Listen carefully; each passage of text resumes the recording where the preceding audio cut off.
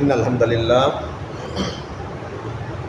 وقال تعالى في كلامه المجيد وفرقانه الحميد أعوذ بالله من الشيطان الرجيم بسم الله الرحمن الرحيم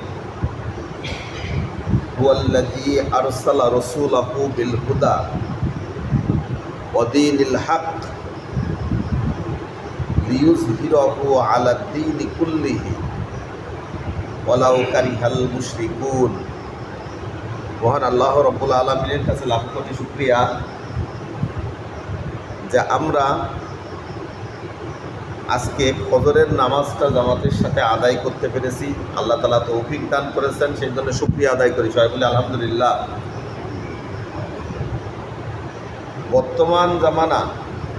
বর্তমান যে অবস্থা যেদিকে যাচ্ছে, এই পরিস্থিতির মধ্যেও যে মহান আল্লাহ তাআলা আমাদেরকে মসজিদে আসার তৌফিক দান করছেন, সমাজের মধ্যে একে অপরের সাথে মিলেমিশে বসবাস করার তৌফিক দান করছেন, এর জন্য শুকরিয়া আদায় করা দরকার। তো যাই হোক, খুব বেশি কথা বলবো না, অল্প কথা বলে ছেড়ে দেব। আমি আপনাদের সামনে সূরাতুত তাওবা 9 নম্বর সূরা 33 নম্বর আয়াত তেলাওয়াত করেছি। এই আয়াত সংক্রান্ত কিছু কথা বলবো। তার আগে আমাদের মসজিদের বিষয়ে দুই একটা কথা, সেটা হচ্ছে ইদানিং লক্ষ্য করা যাচ্ছে অনেকেই সুন্নতের নামাজ পড়ার সময় টাইম টেবিলগুলো খেয়াল করছেন না। অর্থাৎ আপনি 4 রাকাত পড়ার সুযোগ পাবেন না, এরকম সময় নিয়ে কাতারের মাঝখানে দাঁড়িয়ে পড়ছেন, এদিক জামাত শুরু হয়ে যাচ্ছে, এরকম খুব দেখা যাচ্ছে। এটাই করা যাবে না। যদি কেউ এর মধ্যে থেকে থাকেন তাহলে আমার আগে লক্ষ্য করতে হবে যে আমি 4 রাকাত নামাজ কভার করতে পারবো কিনা জামাত শুরু হওয়ার আগে। গত কয়েকদিন আগেও দেখলাম যে আমাদের 2য় রাকাত চলছে, তারপরেও একজন কাতারের মধ্যে সামনের কাতারে সুন্নাত পড়েই যাচ্ছে। তাহলে কেমন একটা বেমানান হয় না? এটা তো আমাদের নিজেদের খেয়াল করা দরকার, ঠিক আছে? তারপরে গত পরশু দিন এটা দেখছিলাম, গতকালকে একজনকে দেখলাম যে আমাদের 1 রাকাত হয়ে গেছে, এরপরে সে মুরব্বী মানুষ, তিনি এসে একা 1 রাকাত পড়ে নিয়ে তারপর আমাদের সাথে 2য় রাকাতে শরীক হলেন এবং ভালোভাবে খেয়াল করলাম আমাদের সাথে সালামও ফেরালেন। বুঝতে পারছেন? আমাদের 1 রাকাত হয়ে গেছে, জামাত 1 রাকাত হয়ে গেছে, একজন এসে 1 রাকাত নিজে নিজে পড়লেন, পড়ার পরে তারপরে বাকি 3 রাকাত হুজুরের সাথে শেষ করে সালাম ফিরলেন। এটা কি নামাজের পদ্ধতি নাকি? এটা নামাজের পদ্ধতি না। তাহলে আমাদের এই সমস্ত মাসাইলের ক্লাসগুলোতে বসা দরকার। তো যাই হোক, আমরা চেষ্টা করব বিষয়গুলো খেয়াল করার জন্য। বিশেষ করে সুন্নত পড়ার সময় আমি অবশ্যই পড়তে পারবো ভিতরে, তবে আমার নজরটা থাকবে যে আমার সুন্নত শেষ হওয়ার আগে যদি জামাত শুরু হয়ে যায়, সেক্ষেত্রে আমার বারান্দায় আমাদের অপশন আছে, আমরা ওই দিক খেয়াল করলে সুবিধা হবে। তা আল্লাহ তাআলা মহান আল্লাহ তাআলা 9 নম্বর সূরা তাওবার 33 নম্বর আয়াতে যে কথাটা বলেছেন, পবিত্র কোরআনে আরও 2 জায়গায় সেই একই কথা বলেছেন। দেখি একটু অর্থ দেখি আমি। হুয়াল্লাযী আরসালা রাসূলাহু বিল হুদা ওয়া দীনিল হক, তিনি প্রেরণ করেছেন রাসূলুল্লাহ সাল্লাল্লাহু আলাইহি সাল্লামের মাধ্যমে। কি প্রেরণ করেছেন? দীনিল হক, সত্য ধর্ম, সত্য দিন এবং হেদায়েত স্বরূপ সত্য দিন প্রেরণ করেছেন। লিইয়ুযহিরাহু আলাদ-দীনি কুল্লিহি, এমন একটা দিন যেই দিনটা যেন, এমন একটা দিন মানে কি ধর্ম না, দিন মানে ধর্ম না, দিন মানে হচ্ছে জীবন ব্যবস্থা। এমন একটা জীবন ব্যবস্থা, এমন একটা মতবাদ, এমন একটা মতাদর্শ যেটা আল্লাহ কর্তৃক নির্ধারিত, আল্লাহ তাআলা হুজুরে পাক সাল্লাল্লাহু আলাইহি সাল্লাম কর্তৃক প্রেরণ করেছেন। সেটা কি জন্য প্রেরণ করেছেন? সেটা থাকবে সর্বোচ্চে, অর্থাৎ সবার উপরে। যেন এটা প্রকাশ পায় সবার উপরে। বুঝতে পেরেছি? ব্যাখ্যা করছে একটু হালকা। ওয়ালাউ কারিহাল মুশরিকুন, যদিও এতে কাফের মুশরিকগণ নারাজ, অখুশি হয়। বুঝলাম না? আচ্ছা বুঝছি। আল্লাহ তাআলা হুজুরে পাক সাল্লাল্লাহু আলাইহি সাল্লামের কাছে এমন একটা জীবন ব্যবস্থা, এমন একটা দিন, এমন একটা মতাদর্শ, এমন একটা আল্লাহর আইনটা বাস্তবায়ন করার বিষয়গুলো পাঠিয়েছেন যেটা সত্য এবং হেদায়েত প্রাপ্ত, হেদায়েত দান হয়, এর মাধ্যমে হেদায়েত দান হয়। কেননা এটা থাকবে সবার উপরে।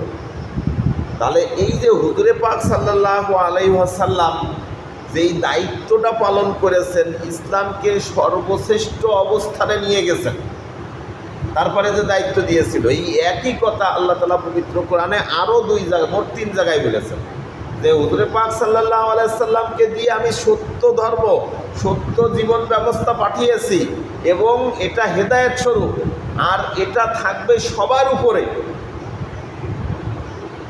যদিও কাফের মুশরিকরা নারাজ হয়, অখুশি হয়। তাই এখন দেখি আমাদের দ্বারা ইসলামী জীবন ব্যবস্থা কি সবার উপরে আছে কিনা। আছে? এখন ইসলামী জীবন ব্যবস্থা সবার উপরে নাই। কাজেই তাহলে আমরা এখনো ইসলামটাকে বিজয় হিসেবে বিজিত করতে পারিনি, জয়ী করতে পারিনি, তাই না?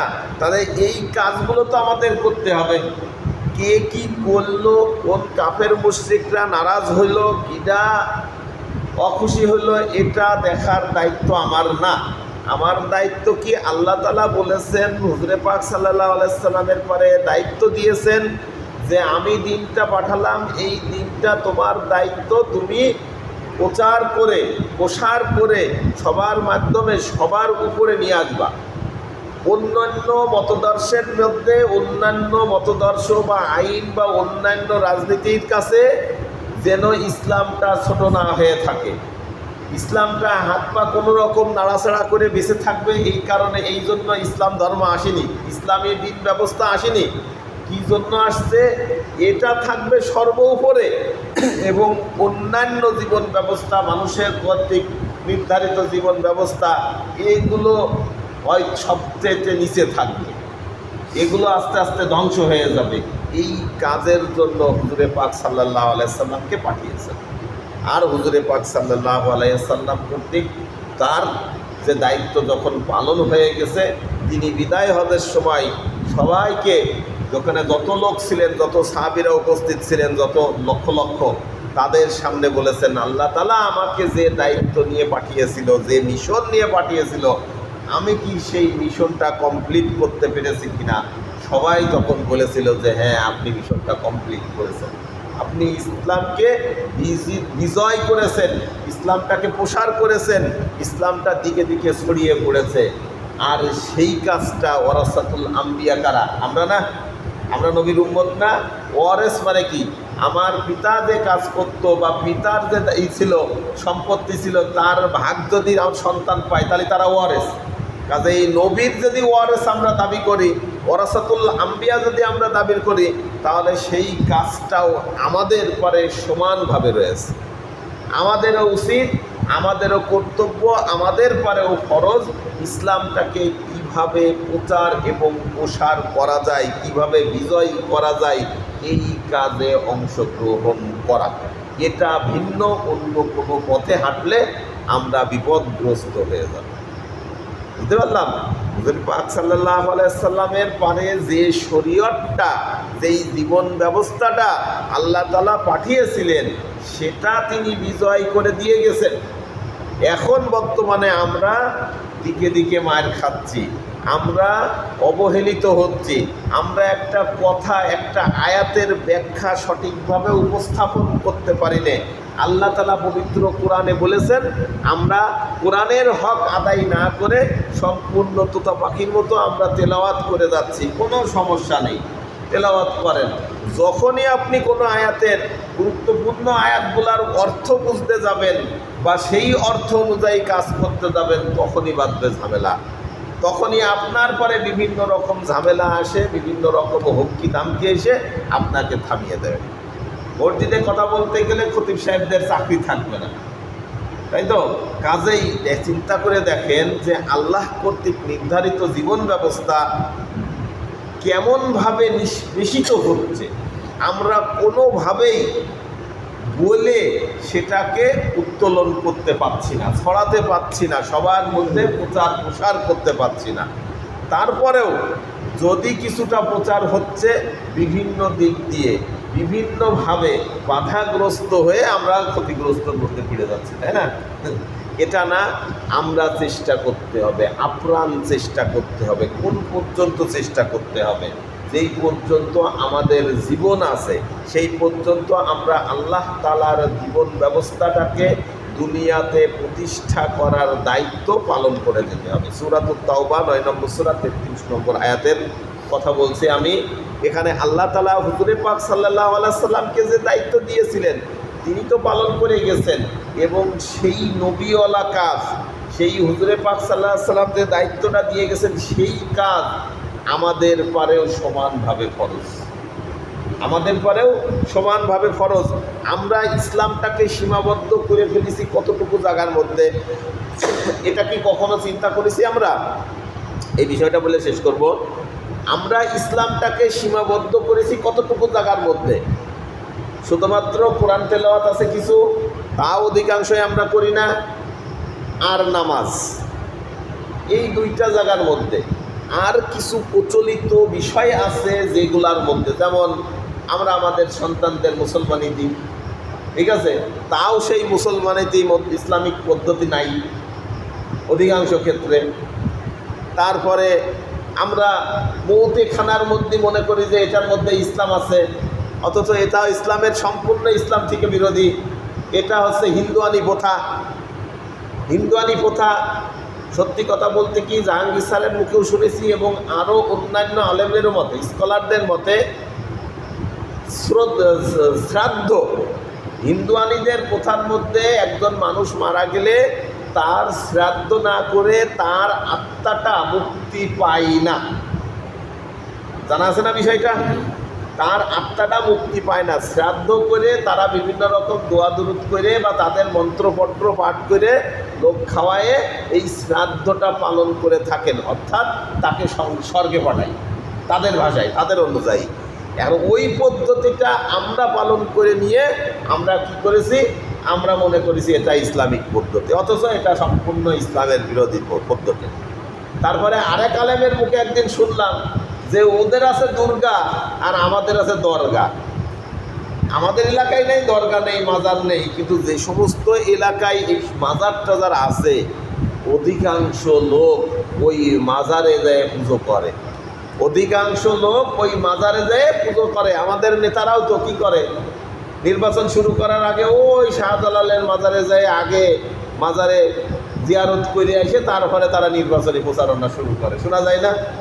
এরকম তো শোনা যায়, ঠিক আছে। কাজে ওদের দুর্গা, ওরা দুর্গার জন্য, দুর্গা পূজার জন্য যা যা করে আমরা মাজারে ঠিক সেই একই কাজগুলো করি।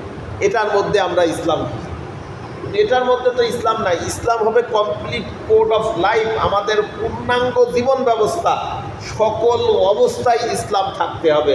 এখান থেকে একটু যদি বিচ্যুত হয়ে যায় তাহলে আমরা ইসলাম থেকে সরে যাব। কত পার্সেন্ট আমরা সরে আসি বা কত পার্সেন্ট ইসলামের মধ্যে আসি, এই বিষয়গুলোও আমাদের খেয়াল রাখতে হবে, ঠিক আছে। আজকে আমার এলাকা কোন পরিস্থিতি যাচ্ছে, আমি কোন দিকে যাচ্ছি, আমার ফ্যামিলি কোন দিকে যাচ্ছে, এই বিষয়গুলো আমাদের যদি নজরে না থাকে, আমরা যদি আস্তে আস্তে উঠে না আসি, চেষ্টা না করি, তাহলে কোনোভাবেই সম্ভব না, কোনোভাবেই সম্ভব না। একটা মেয়ে যদি আমরা বিয়ে শাদী দিতে যাই বা একটা ছেলে যদি বিয়ে শাদী দিতে যায়, তাহলে খেয়াল করি সে মুসলমানের ঘরে জন্মগ্রহণ করেছে কিনা, এটা তো খেয়াল করি। আবার এই কথাও হয় যে সে নামাজ পড়ে কিনা, পড়ে না, মাঝে মাঝে যাই, শুক্রবারে জুমার দিন যাই মসজিদে, ওই পড়ে না, পড়বে সামনে, তাই তো। এর মধ্যেই আমরা কিন্তু ইসলাম শেষ করে ফেললাম। আসলে এটা ইসলাম না। ইসলামটাকে বিজয়ী করতে হলে আমাদের সম্পূর্ণটুকু ধরতে হবে। ইয়া আইয়ুহাল্লাযীনা আমানু দুখুলু ফিস-সিলমি কাফা। আল্লাহ তাআলা বলেছেন, হে ঈমানদারগণ, তোমরা ইসলামের মধ্যে পরিপূর্ণভাবে প্রবেশ করো। এটা আল্লাহ তাআলার নির্দেশ, এটাও একটা বিধান, এটাও আমাদের পরে ফরজ। পরিপূর্ণভাবে প্রবেশ না করে আমরা দুনিয়ার সাথে, দুনিয়ার যে বিধানগুলো রয়েছে, মানব রচিত যে বিধানগুলো রয়েছে, তার সাথে গা মিলিয়ে তার সাথে আমরা চলার চেষ্টা করছি, তার সাথে আমরা চলার চেষ্টা করছি। কয়েকদিন আগেও একটা আয়াতের কথা বলেছিলাম যে রসুল্লাহ সাল্লাল্লাহু আলাইহি সাল্লামের মধ্যে রয়েছে সর্বোত্তম আদর্শ। এটা কাদের জন্য? যারা সকল অবস্থায় আল্লাহকে বেশি বেশি ভয় করে, যারা সকল অবস্থায় আল্লাহকে বেশি বেশি ভয় করে। 2 নম্বর কি বলেছিল? ওই আয়াতেই শর্ত আছে, যারা কিয়ামতের দিবসকে ভয় করে এবং আল্লাহকে সর্ব অবস্থায় স্মরণে রাখে। কাজেই খেয়াল করে দেখেন, শেষ করে দেবো, খেয়াল করে দেখেন, আমি যদি আল্লাহকে সর্ব অবস্থায় ভয় করি তাহলে আমি রসুলের আদর্শ মানতে বাধ্য। আমার মধ্যে রসুলের আদর্শ কতটুকু আছে? শুধুমাত্র এই দাড়ি টুপি আর হচ্ছে এই পাঞ্জাবির মধ্যে রসুলের আদর্শ? আমার কথাবার্তা খারাপ, আমি একজনের সাথে কথাবার্তা কই, মানুষের কথার সাথে কথাবার্তা কই, তাকে খুঁচা দিয়ে কথা বলি, গীবত করছি, রাত দিন আবল তাবল কথা বলছি, আরেকজনের নামে অপবাদ দিচ্ছি, এর মধ্যে ইসলাম নেই। আমার এই যে দাড়ি রাখিছি, আপনি দাড়ি রাখেননি, তাই কি হয়েছে? এর মধ্যে ইসলাম নেই। এটা সুন্নাত ওয়াজিব বলে অনেকেই, আমরা রাখার চেষ্টা করব অবশ্যই। তাতে আল্লাহকে যদি আমি বেশি বেশি ভয় করে থাকি তাহলে নবীর যে আদর্শ রয়েছে সেইগুলো অবশ্যই আমাদের পালন করতে হবে। কিয়ামতের দিবসে যে আল্লাহ তাআলা বিচার করবেন, আমাদেরকে বিচার ফায়সালা করবেন, এটা যদি আমরা বিশ্বাস করে থাকি, এই বিষয়ে বিচারে কি করব আমরা যদি ভয় করে থাকি, তাহলে নবীর আদর্শর আমাকে ধরতে হবে। নবী কি করেছেন? মানুষের সাথে ভালো ব্যবহার করেছেন, তিনার আচার আচরণ, তিনি যে সুন্নাতি কাজ করেছেন, সকল কিছু আমার মধ্যে নিয়ে আসতে হবে আস্তে আস্তে, এবং সর্ব অবস্থায় আল্লাহকে স্মরণ রাখতে হবে। তাহলে বোঝা যাবে যে নবীর আদর্শটা আমরা গ্রহণ করলাম। আর এই নবীর তরিকা, নবীর আদর্শ যতক্ষণ পর্যন্ত আমরা গ্রহণ না করব, ওই অনুযায়ী আমরা ইসলামটাকে প্রতিষ্ঠা করতে পারবো না। হুজুরে পাক সাল্লাল্লাহু আলাইহি সাল্লামের পিছনে কি মুনাফিকরা ছিল না? ছিল। এখন তো আরও বেশি আছে, এখন তো আরও বেশি। কাজেই আমরা খুব সতর্ক থাকব। আল্লাহ তাআলা আমাদের তৌফিক দান করুক। সত্য একটা ধর্ম, এটাকে প্রতিষ্ঠা করার কাজ আমাদের করে যেতে হবে। যে যে অবস্থানে আছেন সেই অবস্থান থেকে আমরা চেষ্টা করে থাকি, চেষ্টা করে যাই। আজকের বিষয় এটাই ছিল। তাহলে আল্লাহ তাআলা যে দিনটা, যে বিধানটা পাঠিয়েছেন হুজুরে পাক সাল্লাল্লাহু আলাইহি সাল্লামের পরে, সেই বিধানটা আমাদের পরেও পালন করা ফরজ। বুঝলাম? এটা ফরজ, এটা কোনো দলের দায়িত্ব না, কোনো ব্যক্তির দায়িত্ব না, কোনো গোষ্ঠীর দায়িত্ব না, এটা সকলের দায়িত্ব। বোঝা গেল বিষয়টা? তাহলে আজকের বিষয় এটাই, আল্লাহ তাআলার জীবন ব্যবস্থাকে আমরা জমিনে বাস্তবায়ন করার কাজের সাথে অবশ্যই যুক্ত থাকব। ঠিক আছে? আচ্ছা, দুরূদ শরীফ পড়ি। আল্লাহুম্মা সাল্লি আলা মুহাম্মাদ ওয়া আলা আলি মুহাম্মাদ কামা সাল্লাইতা আলা ইব্রাহিম ওয়া আলা আলি ইব্রাহিম ইন্নাকা হামিদুম মাজিদ। আল্লাহুম্মা বারিক আলা মুহাম্মাদ ওয়া আলা আলি মুহাম্মাদ কামা বারাকতা আলা ইব্রাহিম ওয়া আলা আলি ইব্রাহিম ইন্নাকা হামিদুম মাজিদ। আল্লাহুম্মা আমিন। রব্বানা আতিনা ফিদ দুনিয়া হাসানাতাও ওয়া ফিল আখিরাতি হাসানাতাও ওয়া কিনা আযাবান নার। ওয়া সাল্লাল্লাহু আলা খায়রি খালকিহি মুহাম্মাদ ওয়া আলা আলিহি ওয়া আসহাবিহি আজমাইন। রব্বিরহামহুমা কামা রব্বায়ানি সগীরা। রব্বিরহামহুমা কামা রব্বায়ানি সগীরা। ইয়া রাব্বাল আলামিন, মাহিয়ান করিয়ান। আমরা কয়েকজন গুনাহগার বান্দা আল্লাহ ফজরের নামাজ জামাতের সাথে আদায় করেছি। আল্লাহ তুমি আমাদের নামাজকে কবুল করে নাও। ইয়া রাব্বুল আলামিন, নামাজ পরবর্তী আল্লাহ তোমার একটা বড় বিধান। ইয়া রাব্বুল আলামিন, তোমার জমিনে দিন প্রতিষ্ঠা করার বিধান নিয়ে কথা বলেছি আল্লাহ। ইয়া রাব্বুল আলামিন, আমরা তো নাদান, আমরা মূর্খ।